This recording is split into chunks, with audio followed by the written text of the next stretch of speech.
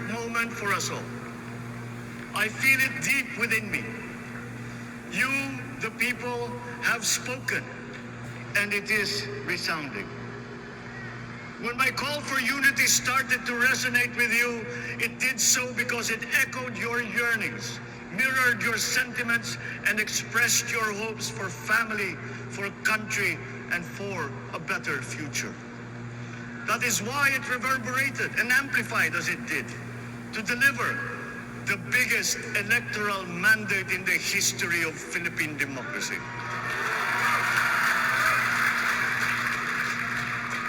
By your vote, you rejected the politics of division. I offended none of my rivals in this campaign. I listened instead to what they were saying, and I saw little incompatibility with my own ideas about jobs, fair wages, personal safety, and national strength, and ending want in a land of plenty. I believe that if we but focus on the work at hand and the work that will come to hand, we will go very far under my watch. You believe that too. At pinakinggan ko ang tinig ninyo na ang sinisigaw ay pagkakaisa, pagkakaisa, pagkakaisa. We will go farther together than against each other, pushing forward, not pulling each other back, out of fear, out of a misplaced sense of weakness. But we are the furthest from weak. The Filipino diaspora flourishes even in the most inhospitable climes, where they are valued for their quality. The changes we seek will benefit all and will shortchange no one. I was not the instrument of change. You were that. You made it happen. I am now. You picked me to be your servant, to enable changes to benefit all. I fully understand the gravity of the responsibility that you've put on my shoulders. I do not take it lightly, but I am ready for the task. I will need your help. I want to rely on it. But rest assured, I do not predicate success on the wide cooperation that's needed. I will get it done. I once knew a man who saw what little had been achieved since independence in a land of people with the greatest potential for achievement, and yet they were poor. But he got it done, sometimes with the needed support, sometimes without. So will it be with his son. You will get no excuses from me.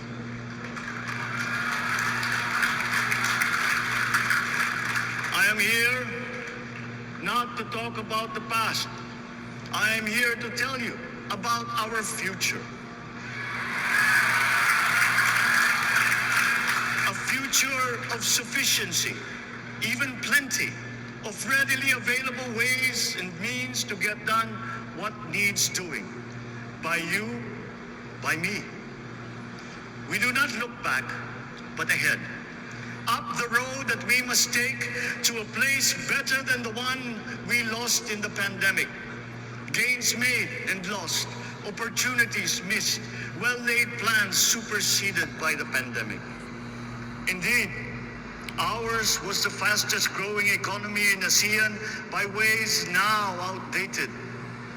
We shall be again by a radical change in the way the world must now work to recover what we have lost in that fire and move on from there. We face prospects of the spread of the war abroad, of which we are totally blameless. We seek friendship with all. But our countries like ours will bear the brunt of it. And if the great powers draw the wrong lessons from the ongoing tragedy in Ukraine, the same dark prospect of conflict will spread to our part of the world. Yet, there is more out there. Like going forward by new ways of doing that the pandemic forces to adopt a stronger resilience, quicker adaptability. They are our best prevention. They are our best protection. Quiet reflection in a rough and tumble campaign of a breadth and intensity never experienced revealed some of them, such as a willingness to listen despite the noise, the hesitation to quarrel over differences, and to never, ever give up hope of reconciliation. These gave me the peace to ponder deeper. There are hints of a road not taken that could get us out of here quicker to something better, something less fragile. There is also what you, the people, did to cope. But this time empowered by new techniques and more resources. You got by, getting some of what you needed with a massive government help. And for this, I thank my predecessor for the courage of his hard decisions.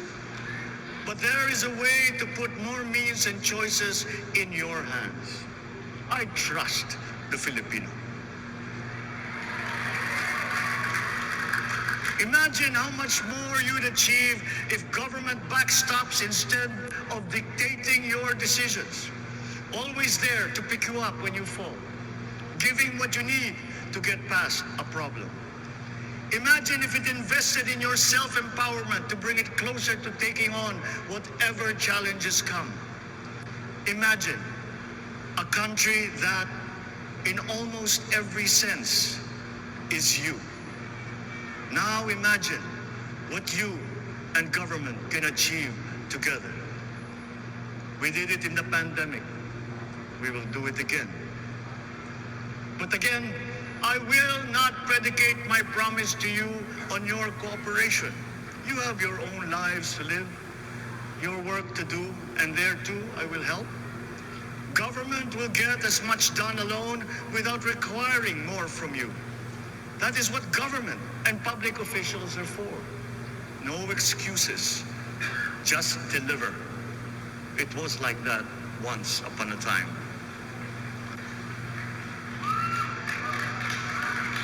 I did not talk much in this campaign. I did not bother to think of rebutting my rivals. Instead, I searched for promising approaches better than the usual solutions. I listened to you. I did not lecture you who has the biggest stake in our success. And the forthcoming State of the Nation will tell you exactly how we shall get this done. In this fresh chapter of our history, I extend my hand to all Filipinos. Come, let us put our shoulders to the wheel and give that wheel a faster turn to repair and to rebuild and to address challenges in new ways, to provide what all Filipinos need, to be all that we can. We are here to repair a house divided, to make it whole, and to stand strong again in the Bayanihan way, expressive of our nature as Filipinos. We shall seek, not scorn, dialogue. Listen respectfully to contrary views. Be open to suggestions coming from hard thinking and unsparing judgment. But always from us, Filipinos. We can trust no one else when it comes to what is best for us. Past history has often proven that. Solutions from outside divided us. None deepened our understanding. They were always at our expense. Never forget, we are Filipinos. One nation, one republic, indivisible. We resisted and never failed to defeat foreign attempts to break up our country in my father's watch. His strongest critics have conceded that. So let us all be part of the solution that we choose. In that lies the power to get it done. Always be open to differing views, but ever united in our chosen goal. Never hesitating to change it, should it prove wanting. That is how agile, resilient republics are made. Our future we decide today. Yesterday cannot make that decision anymore, nor can tomorrow delay it. The sooner we start, the surer and quicker the prospect of achieving our future. These are troubling times. What's happening to others can happen to us, but it will not. We see what's happening. We are witness to how it is being stopped, and we have seen the glory that crowns struggle against all odds. Giving up is not an option. We've been through times of bitter division, but united, we came through to this when it shall begin again, but better. The campaigns I've run have taken me here where I stand today. I listened to you, and this is what I have heard. We all want peace in our land. You and your children want a good chance at a better life in a safer, more prosperous country. All that is within reach of a hard-working, warm, and giving race. Your dreams are mine. Pangarap nyo ay pangarap ko. Ranking and reacting to pamasko ng mga OFW. Family video, sweet pag personalized, tuloy ko yan. Balikbayan box, masaya pero trabaho. 5. Noche Buena, food is life. Pasok yan sa number 4 ko. Pera padala with burger meat, easy ibigay, 2 yan. At dahil sa iyong padala, dama agad ang number 1, love. Kaya ang perang pamasko, i-burger meat mo na.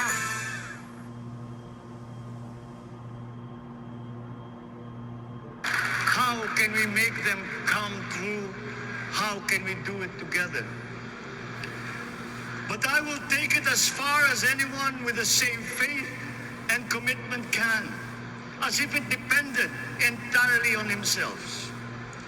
Sa pangarap na maging mapayapa ang ating bansa, ang pangarap nyo ay pangarap ko. Sa pangarap na maging maunlad ang ating bansa, ang pangarap nyo ay pangarap ko. At sa pangarap na maging mas masinang ang kinabukasan natin at ng ating mga anak, ang pangarap nyo ay pangarap ko. We are presently drawing up a comprehensive, all-inclusive plan for economic transformation. We will build back better by doing things in the light of the experiences that we have had, both good and bad. It doesn't matter. No looking back in anger or nostalgia. In the road ahead, the immediate months will be rough, but I will walk that road with you. The pandemic ravaged bigger economies than ours. The virus is not the only thing to blame. What had been well built was torn down. We will build it back better. The role of agriculture cries for the urgent attention that its neglect and misdirection now demands. Food self-sufficiency has been the key promise of every administration. None but one delivered.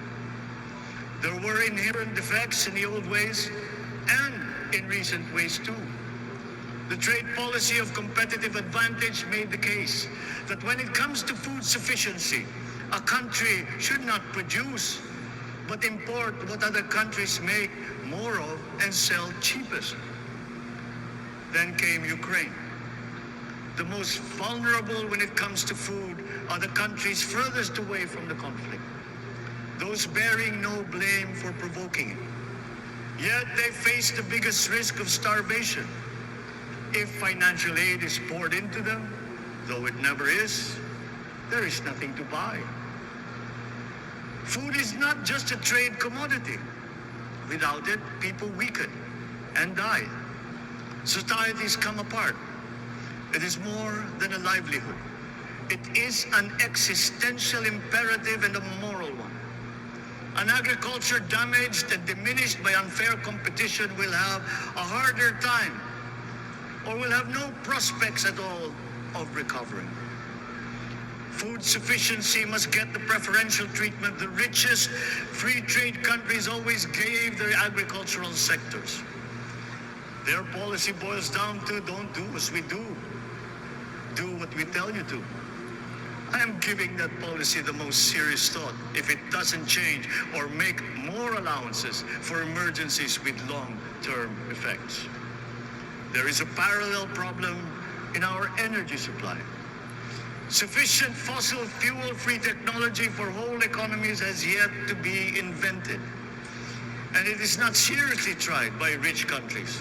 Again, consider the response of the richest countries to the war in Ukraine.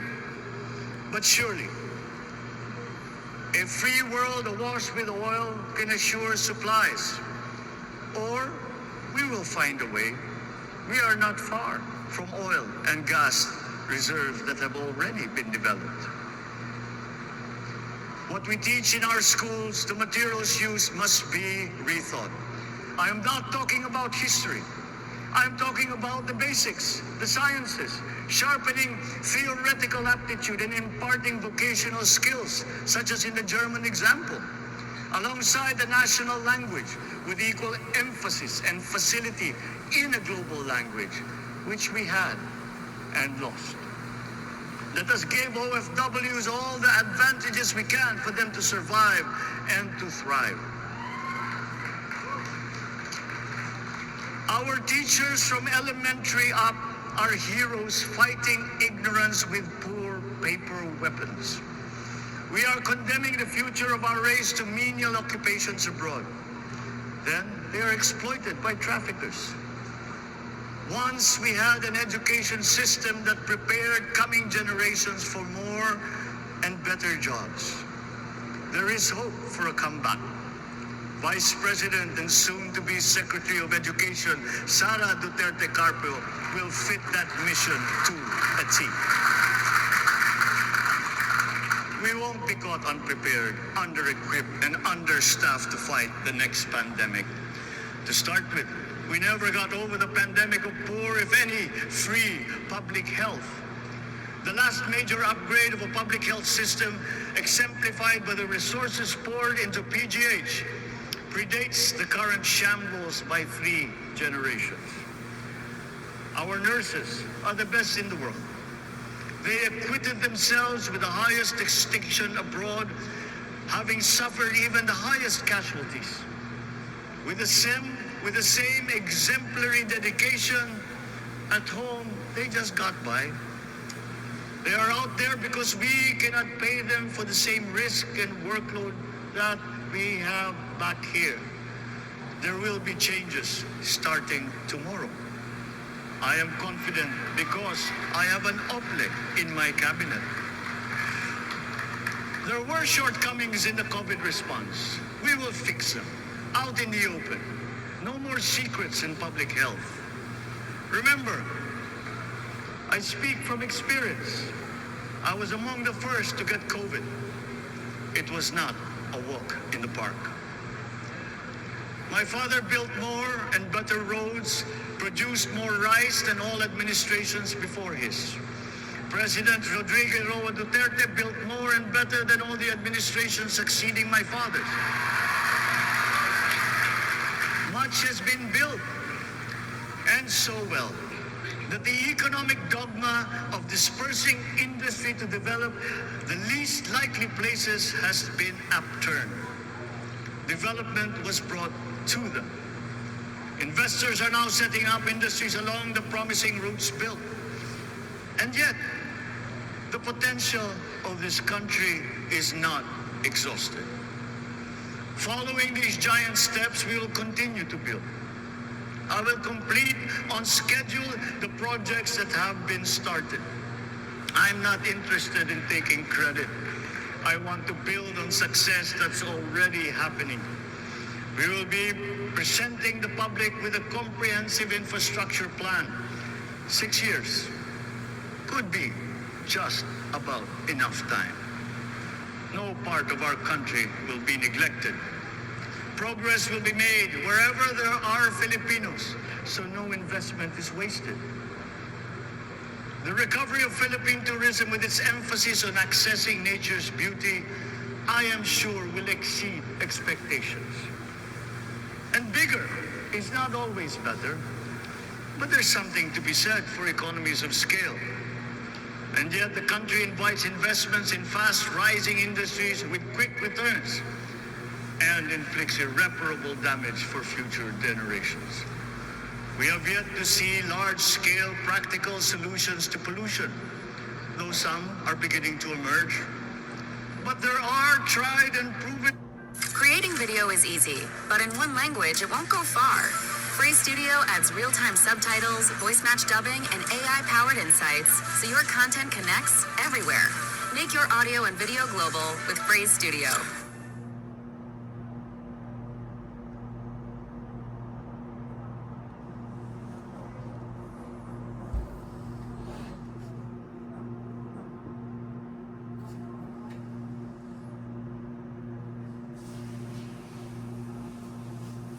Ways of mitigation. Blades have been turning over the sand dunes of Ilocos Norte, harnessing a power all around, but unseen, long before this day. I built them. The rich world talks a great deal, but does a lot less about it than those with much less, but who suffer more death and destruction from climate change and lack of adaptation. We will look to our partners and friends to help the Philippines, who, despite having a very small carbon footprint, is at the highest risk. First, spare victims, then help them recover, and move on to lessen the harmful impact of climate change. We too have our part to play. We are the third biggest plastics polluter in the world. But we won't shirk from that responsibility. We will clean up. You will not be disappointed, so do not be afraid. With every difficult decision that I must make, I will keep foremost in my heart and in my mind the debt of gratitude I owe you for the honor and responsibility that you have conferred on me. Whatever is in a person to make changes for the better of others, I lay before you now in my commitment. I will try to spare you. You have your other responsibilities to carry. But I will not spare myself from shedding the last bead of sweat or giving the last ounce of courage and sacrifice. And if you ask me why I am so confident of the future, I will answer you simply that I have 110 million reasons to start with. Such is my faith in the Filipino.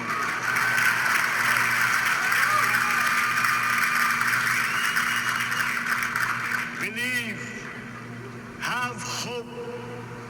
The sun also rises like it did today and as it will tomorrow. And as surely as that, we will achieve the country all Filipinos deserve. God bless the Philippines. God bless our work.